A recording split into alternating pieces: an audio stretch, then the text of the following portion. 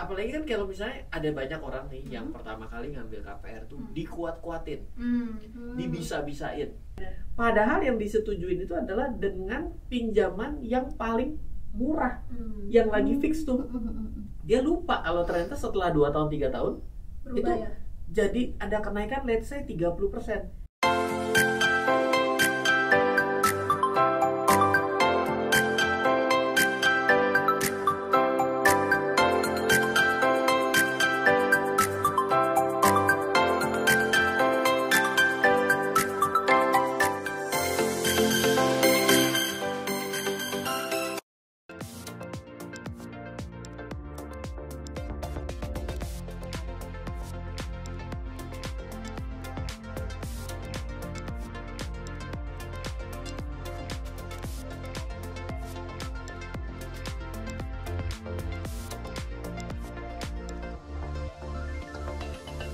Ya baik, kita bicara mengenai kalau kita mau ngambil ke bank nih ya. Kalau kita lagi mau ngambil ke bank itu pasti kita mesti tanya dong, cicilannya berapa biasa langsung. Padahal daripada cicilan itu sebenarnya pasti ada perhitungan bunganya. Jadi yang pertama kita tanya, kita bunganya nih bunga apa sih? Nah, itu Biasanya yang lagi populer biasanya adalah bunga fix. apa tuh bunga fix? Kalau bunga fix itu artinya cicilan yang dibayarkan itu nilainya adalah tetap. Ya, tetap dibayar, yaitu dibayar antara pokok dan bunga, keluarnya cicilan. Jadi pokoknya turun, bunga keluarnya cicilan. Nah, itu pertama adalah fix. Nah, ada cap. Nah, kalau temennya fix itu di cap. Nah, kenapa ada namanya bunga cap? Cap itu adalah bunga dibatasi. Contoh gini, kalau kita bicara bunganya misalnya bunga pinjaman adalah 4%, ya. Nanti ketika dia ngikutin 2 tahun atau 3 tahun kemudian ada syarat nih, bunganya direview ya. Kalau bunganya direview, dia akan cek nih berapa nih bunga pada bank. Bunga pada banknya misalnya 13%. Oh, kok jauh banget ya, gitu ya. Sudah saya batasi di awal, kamu jangan khawatir, tapi nilainya ada misalnya 8%. Jadi walaupun bunga bank nanti berapapun dibatasi, pokoknya tahun ke-3 atau tahun ke-4 yang disepakati akan dibatasi di 8% tersebut. Jadi nggak bisa naik lagi bunganya. Nah, setelah fix ada cap, terakhir adalah floating. Floating itu adalah bunganya akan ngikutin dengan suku bunga. Nah, kita perlu tahu nih, yang namanya bank itu kalau kita KPR itu namanya adalah bunga pinjaman. Kalau kita nabung namanya adalah bunga tabungan. Bunga tabungan sama bunga pinjaman kira-kira sama apa beda? Yang namanya bank itu kan dapat uangnya itu kan dari selisih antara tabungan yang diterima dari kita semua nih disalurkan kembali, makanya kita bisa dapat bunga. Kalau dibikin sama, banknya makan apa dong? Betul ya. Nah, jadi pasti ada selisih tuh. Nah, selisihnya itulah yang dijadikan keuntungan bank. Nah, jadi ketika bunga tabungan itu naik dan turun, bunga pinjaman juga akan naik dan turun. Oh, jadi ngikutin tuh. Biasanya akan sedikit terlambat lah bunga pinjamannya. Iya. Nah, makanya kalau era pada hari ini tadi bagi pendukung yang pinjam, yang mau KPR sekarang, sebenarnya nggak terlalu salah. Kenapa? Karena dari perjalanan kita nih dalam 20 tahun, bahkan bagi orang yang kerja di bank, pada saat ini tuh bunga tabungan dan bunga pinjaman dalam posisi yang paling rendah. Jadi kalau kita bicara mengenai bunga, iya benar pada saat ini benar juga ya bahwa dengan saat ini tuh lagi murah, bunganya lagi kecil. Nah, tapi harus tetap perhatiin ada fix, cap, and floating. Kadang-kadang orang itu berapa sih cicilannya? Lagi fix kan, fix masih paling murah nih. Oh, saya mampu segitu. Dia lupa nih kalau abis fix, capnya jangan-jangan jauh. Bisa jadi nggak mampu loh. Misalnya gini, karena misalnya gini dari 6%, tiba-tiba capnya 9%, itu gede sekali. Kenapa? Itu kenaikan 50%. Iya dong kan, 6 ke 9 kan 50%. Iya. Itu kan seperti cicilannya naik dari 3 juta jadi 3.500.000 atau jadi 4 juta kan berat ya? Berat ya. Apalagi kan kalau misalnya ada banyak orang nih yang pertama kali ngambil KPR tuh dikuat-kuatin, dibisa-bisain. Padahal yang disetujuin itu adalah dengan pinjaman yang paling murah, yang lagi fix tuh. Dia lupa kalau ternyata setelah 2 tahun 3 tahun Berubah itu ya? jadi ada kenaikan let's say 30%. Yang mana gajinya dalam 2 tahun ke depan naik 10% juga belum tentu. Belum tentu ya. Betul nggak? Benar. Berarti tiba-tiba kan, Betul itu. tiba-tiba kan orang suka bilang gini dalam imajinasi, oh yang namanya kalau pinjam nggak apa-apa, nanti 2-3 tahun lagi kan tambah baik hidupnya. Iya, Kalau tambah baik, iya dong. Kalau ternyata tambah sedikit baik doang, jadi beda tuh urusannya kan. Iya, Tambah benar. baik bagus, tambah sedikit doang baik, cicilannya tambah banyak. Oh, iya, benar. Jadi nggak Iya, cocok. benar, Jadi benar. ketika mau ambil sebenarnya sekarang nggak salah. Tapi yang perlu kita ketahui adalah kata-kata tadi tuh, Kenapa? seberapa mampu. Mengukur kemampuan tuh gimana? Hmm. Misal kita punya penghasilan let's say 5 juta. Yang disarankan untuk boleh digunakan untuk kredit ya, bukan KPR dong lo ya. Itu nilainya adalah 30 sampai 40%. 30% dari penghasilan itu. Dari penghasilan. Wow. Jadi notabene sekitar 1,5 juta. Nah, kalau 1,5 juta dicicil 10 tahun. Jadi kita hitung terbalik nih. Iya. Kalau orang kan hitungnya beda nih, dari mata turun ke hati. Makanya ngaco nyicilnya. Dia suka nih sama nih barang. Bagus, udah kadung suka. Iya. Jadi ini kuat-kuatin beli. Benar. Nah, ini nggak boleh harusnya. Jadi ketika kita bicara mengenai dihitungnya terbalik, kita bilang tuh, oh penghasilan saya 5 juta. Berarti saya mampu nyicil 30-40%. Let's say 1,5 sampai 2 juta. Ambil yang 2 juta. Ambil yang cicilannya 10 tahun. Oke. Rata-rata properti yang bisa dibeli adalah around 200 sampai 250 juta. Jadi kita main dengan satu angka dulu deh gitu ya. Jadi kalau kita 30-40%, ini baik-baik nih ya, 5 juta itu kan 1,5 sampai 2 juta. 2 juta itu cicilan per bulan. Let's say kita mau nyicil 10 tahun di bank. Maka kisaran properti yang bisa kita beli itu around 200 sampai 250 juta. Ya sudah, sekarang tinggal kita nengok baru keliling-keliling. Mana nih yang propertinya 200 sampai 250 juta? Kalau ternyata propertinya di Bojong, pertanyaan saya, kerjanya di mana? Jakarta. Nah, satu perhitungan mengenai waktu. Waktu itu menurut saya adalah aset yang paling berharga di dalam hidup kita. Siapa yang bisa nambah waktu satu hari jadi 25 jam? Ada? Bisa? Ada? Bisa? Nggak ada. Maka aset paling adil dari Tuhan. Jadi nggak bisa kita bilang, kadang begini, oh ternyata di Bojong. Bukan arti Bojong jelek atau Tangerang jelek ya, kita nggak kesana. Tapi oke, jauh. Kantornya di Jakarta nih. Perjalanan pergi 2,5 jam, pulang 2,5 jam. Tiap hari kita sudah memboroskan waktu 5 jam loh. Betul.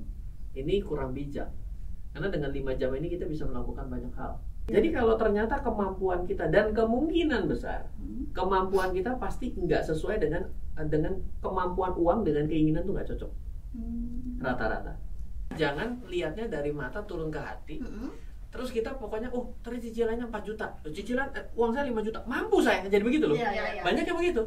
Itu biasanya di kemudian hari pasti bermasalah. Berarti kan kalau kayak gitu berharap nggak pernah PHK. Kita juga nggak tahu gimana ceritanya gelombangnya COVID, amit-amit jangan ada lagi. Kita nggak pernah tahu. Tapi just itu terjadi, kita goyang loh secara keuangan. Kita hilang pekerjaan, kita hilang juga propertinya loh, jangan salah. Jadi hilang dulu semua malahan. Jadi sekarang ketika kita sudah bilang, loh yang di Bojong kerja di Bojong ada nggak? Tinggal di Bojong kerja di Bojong ada. Tapi tinggal di Bojong kerja di Bojong nggak mampu beli rumah di Bojong ada nggak? Pasti ada juga. Ya sudah, kita sewakan ke sana. Kontrakin ya. Jadi kita sewakan ke sana, tapi kecil. Pasti bilang, oh mas nggak cocok, cicilannya sekian, sewanya sekian, nggak apa-apa, nggak apa-apa. Karena kita kan bicara investasi. Kalau pengen tetap punya, loh kitanya tinggal di mana? Oh ya gampang dong, kita bisa ngontrak dan lain sebagainya. Kena biaya tambahan, nggak apa-apa. 5 jam loh. Kita hemat 5 jam satu hari.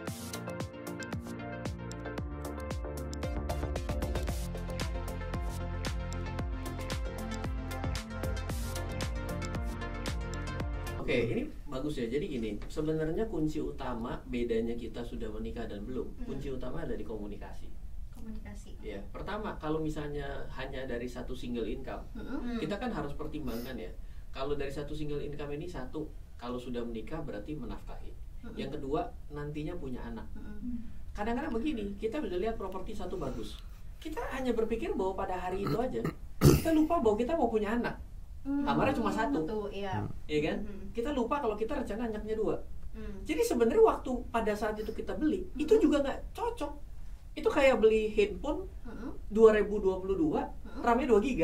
Iya benar. Tapi kan ada tapi mampu belinya. Iya, pemikirannya kayak oh beli ini aja nanti kalau punya anak baru ditingkatin. Nah itu banyak tuh Mas yang gitu. Kadang kalau dengan keadaan seperti itu terus sudah tidak dihitung dengan cara berhitung terbalik tadi, biasanya nggak kebeli tuh yang selanjutnya. Nggak kebeli. Tingkat-tingkat tuh. Gitu. Jadi pasangannya harus komunikasi ya. Komunikasi dulu, setelah itu kita pilih rumah. Tapi harus ada komunikasi. Yang kedua adalah harus sesuai dengan kemampuan, tapi juga harus kita pikirkan dengan masa depan.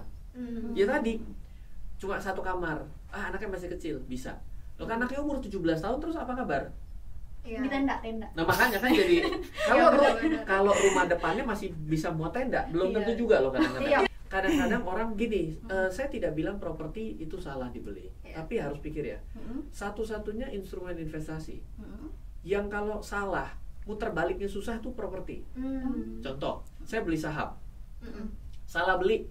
Kalau beli saham, salah beli, kita bisa beli kan 1 lot, 100 lot, 1000 lot. Salah beli 1 lot nggak apa-apa, bisa dijual. Gampang dijual. Kalau misalnya kita rencana 1000 lot baru kebeli 1 lot juga nggak apa-apa. Karena apa? Karena beli saham bisa 1000 lot, bisa beli 1 lot dulu. Kalau kita bicara hari ini anak zaman sekarang kenalnya kripto, bisa beli dengan nilai kecil 50.000, 25.000, reksadana bisa, emas bisa. Emas kalau salah nih, misalnya kita ke toko emas nih, beli dong 1 kilo biar keren. Balik badan begitu, balik lagi. Sorry bang, balikin. Bisa, gampang. Dia balik, tapi harganya selisih harga beli harga jual, betul nggak? Coba properti. Bertahun-tahun. Saya nggak mampu nih. Boleh nggak saya nyicil dari pintu depannya dulu? Nggak bisa bos. Beli langsung. Benar-benar. Iya kan? Tanah depan saya kotakin dulu, saya beli depannya. Belakang nanti saya beli belakangan. Nggak bisa. Ini apa? Artinya properti ini tidak bisa dibeli sesuai kemampuan uang, tapi harus dibeli satu set sesuai dengan penawaran. Oh iya sih. Satu. Yang kedua, kita beli nih, Mbak mau jual properti, deal, saya beli ya, perginya besok ke notaris. Jadi ketika kita ke notaris nih, misalnya udah akad begitu ya, kita balik badan, notaris, sorry nggak jadi ya beli, oh nggak bisa, udah nggak bisa. Iya. Terus gimana dong saya beli, saya nggak feeling loh, aduh kayaknya nggak oke gitu ya, ya cari pembeli lain, betul nggak? Betul. Berarti kan waktu untuk muter baliknya nggak gampang, nggak segampang kita bicara mengenai yang lain. Jadi harus berpikir beberapa kali. Karena kalau salah bisa jadi satu susah dijual, ya kan? Yang kedua udah salah, udah susah dijual, mau dijual pun nggak bisa. Kenapa? Karena udah nyangkut segala macam repot. Jadi hati-hati berbicara mengenai properti. Bagus karena properti ini sesuatu yang menarik ya, bisa diinvestasikan, bisa ditinggalin, ya, bisa dibakar juga jangan. Dibakar, ini rugi. Jadi multifungsi. Keunggulan daripada investasi properti dibandingkan yang lain. Kalau properti itu tidur harga naik. Iya. Kita lagi tidur harganya naik, betul ya? Betul. Kalau yang kedua tidur duitnya datang. Kan kalau disewain duitnya datang kan? Iya benar. Passive income. Jadi sebenarnya apakah properti jelek? Tidak. Tapi yang saya sarankan adalah sebelum sampai menginjak investasi properti, better mulai dengan investasi yang lain dulu agar tahu apa feel-nya dalam investasi.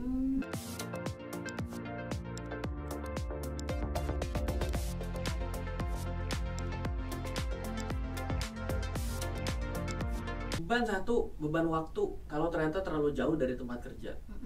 Itu harus kita pertimbangkan. Karena 5 jam ya, coba kita bayangkan 5 jam. Kalau kita dari sini pindah pulang gitu ya, dan mungkin startnya jam 6 sore. Jangan-jangan anak itu udah tidur. Iya. Kita nggak pernah ketemu. Tiba-tiba udah SMA. bisa jadi begitu loh. Bisa jadi begitu. Ya. Itu penting. Kenapa? Karena kalau once kita sudah punya anak, tanggung jawab kita bukan hanya kepada keluarga, hanya pada istri kita, tapi adalah bagaimana caranya membesarkan anak kita juga. Ini kita bicaranya sudah bukan bicara rich, tapi bicara wealth. Rich itu kadang kaya duit. Ya. Kalau wealth itu adalah seimbang atas 3 hal. Apa itu? 1 adalah punya uang. Ya, 2 secara spiritual bagus dan sosial. 3 adalah bisa jaga diri sendiri. Oh itu wealth tuh namanya. Wealth. Kalau orang kaya doang, duitnya banyak tapi tiap hari ke ICU karena rumah sakit, berarti dia cuma kaya duit. Sehatnya bobrok. Nah, kita harus bisa mengajarkan ke masyarakat kita yang masih muda, yang masih kuat, yang masih energik sekali, bahwa kita tidak lagi bisa mengejar namanya uang, tapi kita mesti mengcombine ini menjadi satu disebut dengan wealth. Wealth itu sekali lagi adalah punya duit. Kenapa? Kalau nggak punya duit sakit juga. Pikiran aduh nggak punya duit ya, jadi sakit. Ya kan? Stres tuh penyakit nomor 1 yang membuat orang sakit tambah parah. Iya betul. Pergi ke rumah sakit juga, ya kan, psikiater, repot. Oke, yang kedua bicara mengenai spiritual dan sosial. Banyak duit tapi nggak gaul, percuma ya kan. Gimana tuh di pojok sendiri tuh kotakin gitu, repot. Gitu kan. Yang ketiga adalah harus sehat. Percuma menjadi orang kaya di usianya 120 mau pergi ke Mount Everest susah nakinya. Harus sehat. Ya, berarti sehat itu kalau bisa adalah kita jaga kesehatan dari muda. Oh iya.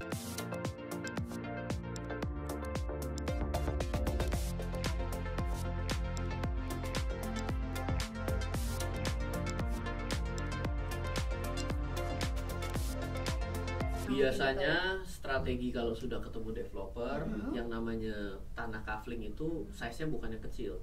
Dia sisain yang gede untuk dibeli dan dibangun oleh orang yang memang mau custom. Karena kalau orang-orang itu sudah kaya, kadang-kadang dia kepingin beda rumahnya ya. Kita miskin pengen beda susah juga karena nggak bisa kurang. Tahu diri. Jadi ketika kita bicara mengenai tanah dibangun sebenarnya bisa jadi lebih hemat dan dua adalah sesuai dengan keinginan. Oh saya maunya kamar mandinya double decker ya. Double decker kayak bus. Ya kan? Kayak bus. Mandinya gimana? Enggak. Yang buang air di atas itu di bawah mandi. Dong.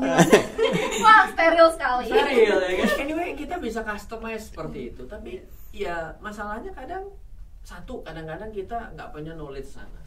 Kalau kita nggak ngerti, kita mesti panggil arsitek jasa desain interior sekalian. Ya ujung-ujungnya jadi mahal. Jadi bangun sendiri lebih murah. Tapi kadang-kadang jadi lebih mahal karena memasukkan unsur keinginan kita. Banyak keinginannya ya. Ada. Jadi tanah bagus. Tapi masalahnya jadi tidak terlalu applicable pada setiap daerah. Karena masalahnya adalah biasanya beli tanahnya itu jadi nggak mungkin untuk dengan besarannya kecil. Besarannya besar gitu. Iya benar. Gitu kira-kira.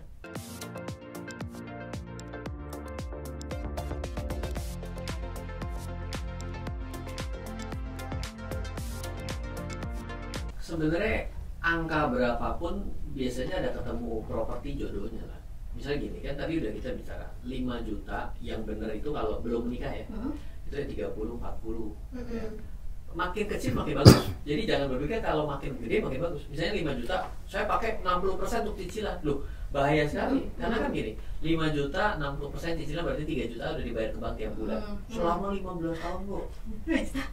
Jangan salah 15 tahun which is 180 bulan loh. Ya. Nah, tinggal 2 juta. Nah, kalau tinggal 2 juta cukup nggak untuk biaya sehari-hari? Makan mie tiap hari. Iya, makanya intinya gini. Apapun strateginya, kita sadar dulu bahwa nilai ini harus dipecahnya gimana. Oke, kalau tadi 5 juta, berapapun ke bawah akan sama. Jadi kalau bagus tuh 30%. Pak, kalau 20% dari total gaji gimana? Tambah bagus. 5% tapi gajinya 500 juta sebulan. Mantap banget. Ya, tetap gede. Amin, Ya, kan? Sekarang kalau 5 juta 30% berarti kan 1,5 juta. Ya udah kita tinggal hitung 1,5 juta itu kalau cari properti yang cicilan 1,5 juta itu berapa sih harga propertinya? Ketemu tuh harganya kurang lebih 150-an sampai 180-an. Apartemen juga nggak apa-apa. Nggak apa-apa ya, berarti boleh, bisa juga. Ya, kalau misalnya ternyata segini, kalau sesuatu kita sudah rencanakan dengan baik dan di tengah kita nyicil dan kita ada penambahan pendapatan, jangan-jangan kita jadi punya kemampuan untuk membeli properti yang kedua loh. Oh iya. Tapi kalau kita sudah dimulai dengan cara yang salah, biasanya akan diakhiri dengan cara yang salah. Jadi kita harus tahu bahwa yang pertama kali itu kita kalau perlu yang sulit 20%. Aduh kok 20% 5 juta ya 1 juta nyarinya di mana? Ketika kita bilang nggak ada. Tapi begitu kita coba browsing cicilan KPR mulai 1 juta, properti di mana? Banyak. Karena memang begitu nature-nya. Setelah sudah tahu nominalnya, baru cari barangnya. Jangan dibalik, cari barangnya, baru lihat berapa KPR-nya. Biasanya sudah ngawur.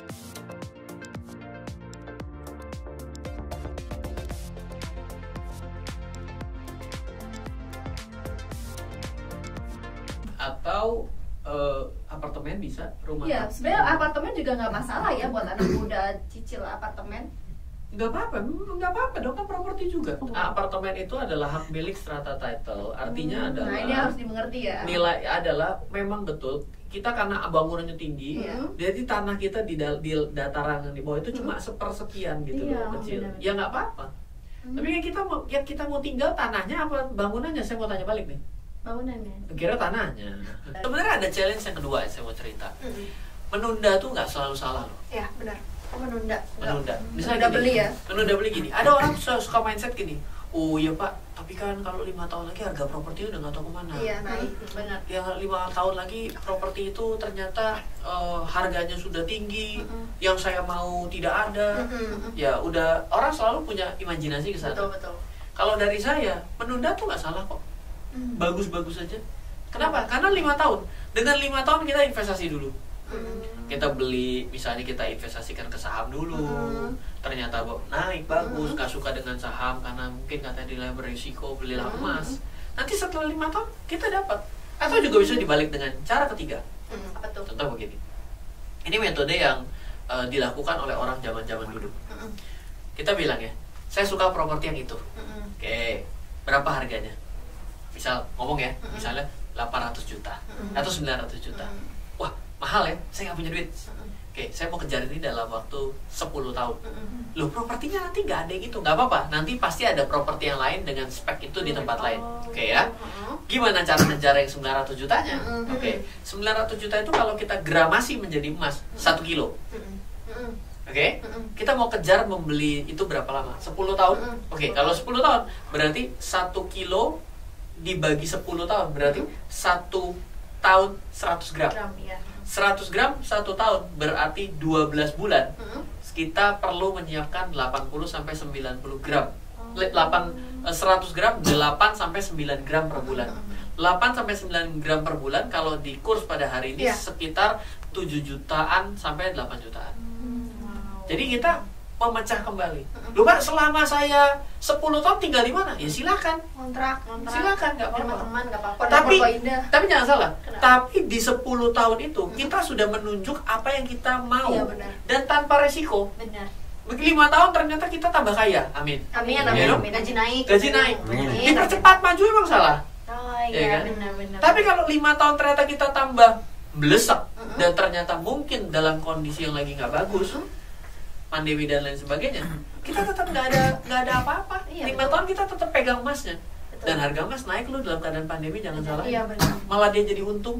Bener nggak? Jadi kadang-kadang kita itu kurang sabar. Kan anak muda, saya juga pernah mengalami fase itu. Saya ngerasa bahwa ketika teman saya kayaknya sudah sampai satu step gitu, kita ngerasa kok, enggak lu hari ini, kayaknya saya lebih oke dari dia.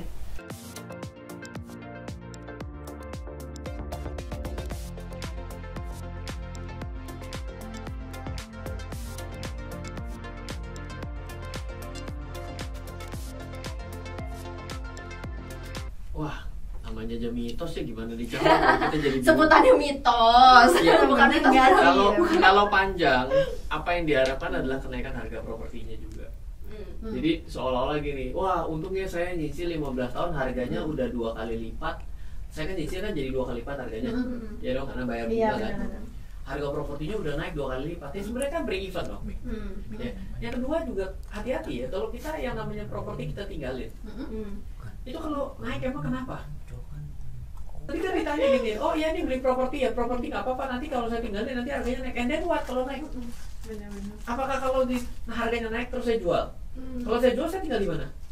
Beli yang lebih bagus mungkin. Keluar duit lebih banyak. Kan jadi sesuatu yang bingung. Benar gitu. ya? Kenapa ya? Jadi muter aja terus begitu. Nah jadi pemikiran yang jelas adalah membeli properti untuk ditinggalin. Itu bukan investasi keuangan.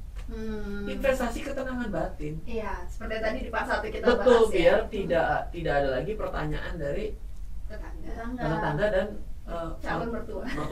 Kalau ini udah jadi nggak calon ya, jadi Oh mertua. iya, iya. Mertua.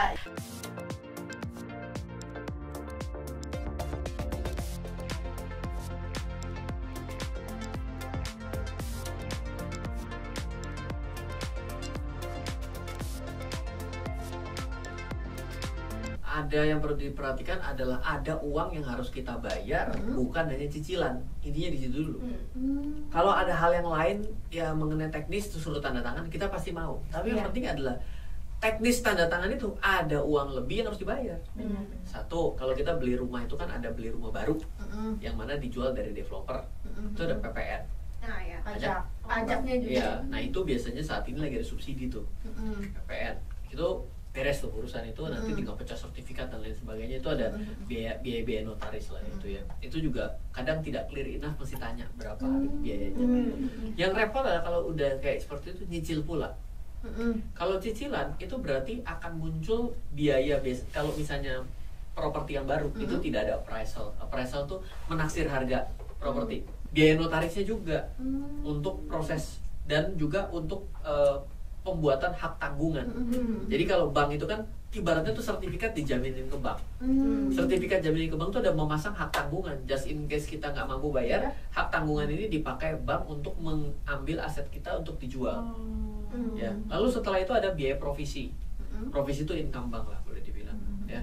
Karena dia proses KPR dan lain sebagainya. Ada juga biaya tadi asuransi. Asuransi itu ada dua, asuransi jiwa dan asuransi kebakaran. Kalau asuransi kebakaran memproteksi bangunan tersebut, sehingga kalau ini terjadi kebakaran, kita nanti bisa begini dong kalau pas kebakaran. Sorry ya bang, saya nggak mau bayar lagi. Kenapa? Lalu kebakaran kan begitu ya? Bang repot lah. Terus saya piye caranya gitu kan? Berarti nggak kebakaran. Asuransi jiwa ya kalau ternyata yang tertanggung ini meninggal. Kadang-kadang banyak kejadian begini. Saya nggak pernah tahu loh, suami saya yang nyicil. Saya bagaimana mungkin bisa nyicil, orang saya ditinggalin suami saya, kan gitu ya, gitu ya. Terus gimana nih? Ya udah dipasang asuransi jiwa sehingga untuk melunasi. Jadi memang ada biaya-biaya seperti itu yang memang kita harus sadar. Pajak juga tadi ya? Tadi pajak, ada pajak penjual dan pembeli. Kalau misalnya rumahnya adalah rumah second atau properti second, itu ada pajak yang ditanggung separuh-separuh antara penjual dan pembeli. Tapi kalau misalnya kita kepada developer, udah pasti PPN kita tanggung full.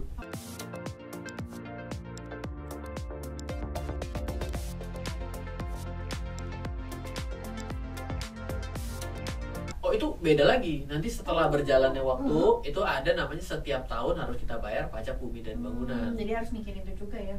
PBB gak terlalu signifikan ya? Sih, tapi tetap tahu bahwa ada yang namanya pajak bumi dan bangunan. Oke.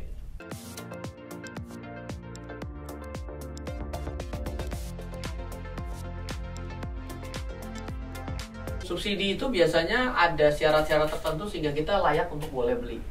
Misalnya tidak pernah punya properti lain, ya berarti itu baru boleh beli rumah subsidi. Atau ternyata dengan pendapatan sekian, atau kita ada di domisili daerah tertentu, maka kita baru boleh terima. Kalau tidak, kita nggak bisa terima.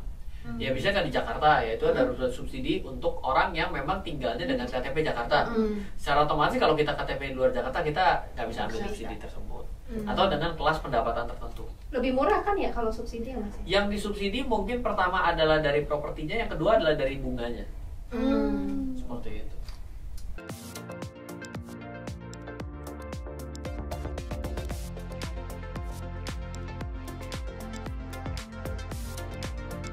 Yang penting adalah menghitung kemampuan. Karena apa? Karena banyak orang gak mampu tapi nyicil. Dan lebih hebatnya lagi, quote unquote membohongi bank agar boleh nyicil. Itu sebenarnya bukan lagi bodohin bank, lagi membodohin diri sendiri dan membahayakan keluarga. Jadi hitungnya gampang, 100% bolehnya 30-40%. Lupa ternyata cicilannya 70%.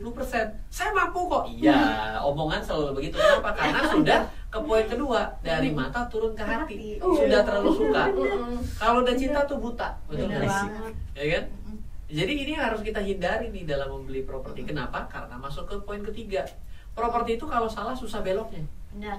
Kalau beli emas gampang beloknya. Begitu kita beli, ambil, balik badan, balikin lagi. Kok nggak jadi?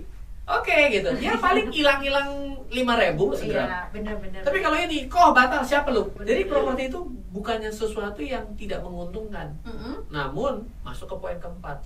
Ada baiknya membeli properti yang pertama itu jangan ditinggalin.